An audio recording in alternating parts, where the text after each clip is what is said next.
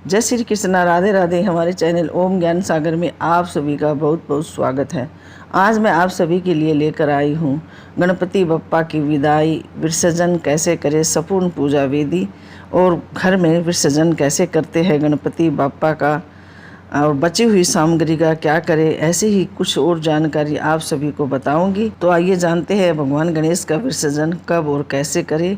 भगवान गणेश का विसर्जन शुभ मुहूर्त में करना चाहिए, राहु काल में बिल्कुल भी नहीं करना चाहिए। शुभ काल में विसर्जन करने से भगवान गणेश प्रसन्न होते हैं और अपने भक्तों को आशीर्वाद देते हैं। मैं हूँ रीना शर्मा, आज आप सभी के लिए लेकर आई हूँ गणेश विसर्जन कब और कैसे करना चाहिए। वीडियो शुरू करने से पहले आप सभी से एक छोटी सी रिक्वेस्ट करते हैं कि हमारे चैनल ओम ज्ञान सागर को सब्सक्राइब जरूर करें, वीडियो को लाइक और सभी परिवार दोस्तों के साथ ज़्यादा से ज़्यादा शेयर करें। बेल आइकन को जरूर दबाएं ताकि सबसे पहले वीडियो आप सभी के पास पहुंचे, आप सभी सुन सके, जान सके और सभी के साथ ज़्यादा से ज़्यादा शेयर कर सके। तो वीडियो शुरू करते हैं। अगर इस बार आपने भी भगवान श्री गणेश की मूर्ति घर में स्थापित की है तो उसे विसर्जन करने से पहले कुछ बातों को ज़रूर जान ले, जिससे गणपति बाबा की कृपा आप सभी पर बनी रहे। गणेश चतुर्थी 2022 से अगले 10 दिन यानी अनंत चतुर्दशी तक गणेश उत्सव चलता है।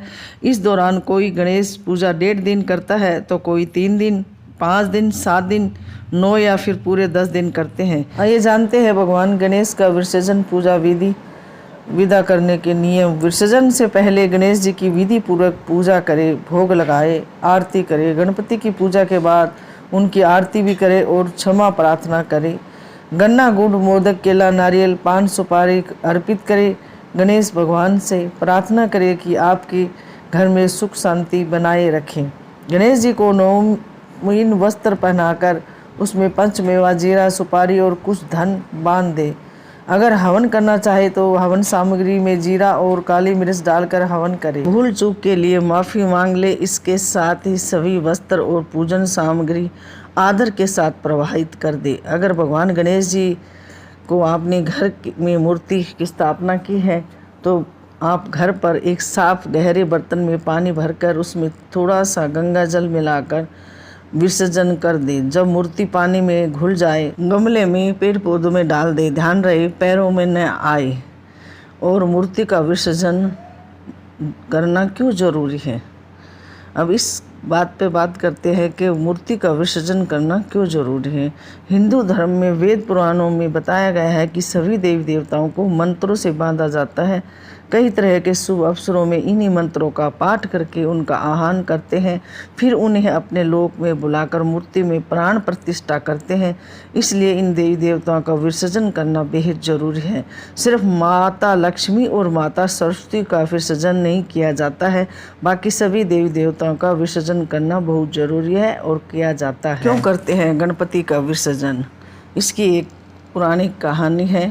मान्यता अनुसार महर्षि वेदव्यास को महाभारत को लिखने के लिए किसी ऐसी दिव्य आत्मा की आवश्यकता थी जो बगैर रुके हुए इसे लिख सके। इसके लिए जब उन्होंने ब्रह्मा जी से प्रार्थना की तो उन्होंने यह कार्य बुद्धि के देवता भगवान श्री गणेश से करवाने के लिए कहा। माना जाता है कि महर्षि वेदव्यास के अनुरोध पर गणेश जी ने बगैर रुके हुए महाभारत को लिखा। माना जाता है कि 10 दिन जब महर्षि वेदव्यास ने गणपति को देखा तो पाया कि उनके शरीर का तापमान बहुत बढ़ गया है। उसके बाद उन्होंने गणपति के तापमान को कम करने के लिए उनके शरीर पर मिट्टी का लेप लगाया, जिसके सूखने के बाद भगवान श्री गणेश जी ने नदी में डुबकी लगाई। माना जाता है वह दिन अनंत चतुर्दशी का था। यही कारण है कि गणेश चतुर्थी के 10वें दिन यानी अनंत चतुर्दशी के दिन उनकी मूर्ति का विधि विधान से विसर्जन किया जाता है।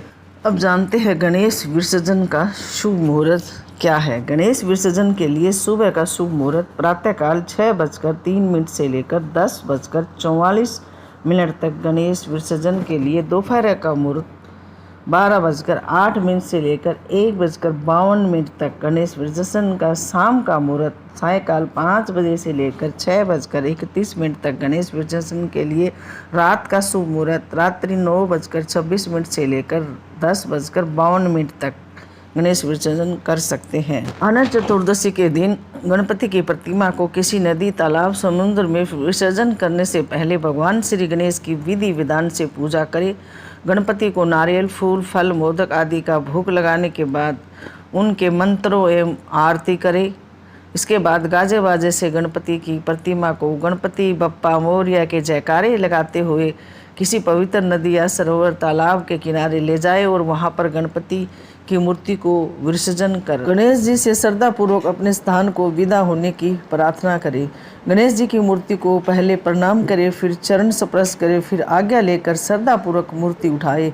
संभव हो तो गणपति मूर्ति को घर के आंगन में ही जल की व्यवस्था करके विसर्जन कर दे। मूर्ति बड़ी हो तो भी बाहर नदी तालाब या समुद्र में विसर्जन करें। विसर्जन के समय गणपति का मुख सामने की ओर होना चाहिए, आगे मुख करके विसर्जन न करें। वहाँ पर गणपति जी की मूर्ति को विसर्जन करने से पहले एक बार फिर गणपति की प्रार्थना करें और पूजा में हुई भूल चूक के लिए माफ़ी मांगे और अगले साल फिर आने के लिए कहें और फिर खुद सुरक्षित रखते हुए गणपति को नदी या सरोवर में आदि में विसर्जन कर दे। गणपति विसर्जन करते समय जब आप नदी तालाब या समुद्र आदि के तट पर जाते हैं तो सबसे पहले अपने साथ जाने वाले लोगों को समुद्र, नदी या तालाब जहाँ भी आप गणपति जी का विसर्जन करना चाह रहे हैं उस नदी या तालाब अथवा समुद्र के अंदर की एक मुट्ठी मिट्टी अपने साथियों से मंगवाए। अगर आप गणपति का विसर्जन अपने घर इत्यादि में ही करते हैं तो वहाँ भी गणेश जी की प्रतिमा कुछ समय में गल जाती है, तो आप उसमें थोड़ी सी मिट्टी निकालें और जो आपने गणपति भगवान का जो आसन आपने बनाया था उस आसन पर जाकर के उस मिट्टी को रख दीजिए और वहाँ जो दीपक आदि जल रहे हैं उसे जलने दीजिए। उसका भाव यही रहता है कि गणपति जी का जो विशाल स्वरूप था उसका स्थूल शरीर आज भी आपके घर में मौजूद है। इससे आपके मन में ऐसी भावना रहती है कि हमने भगवान का विसर्जन कर दिया है, लेकिन भगवान गणेश का एक सूक्ष्म स्वरूप हम घर ले आए हैं जो हमारे साथ रहेंगे और आप सूक्ष्म स्वरूप की आरती करेंगे।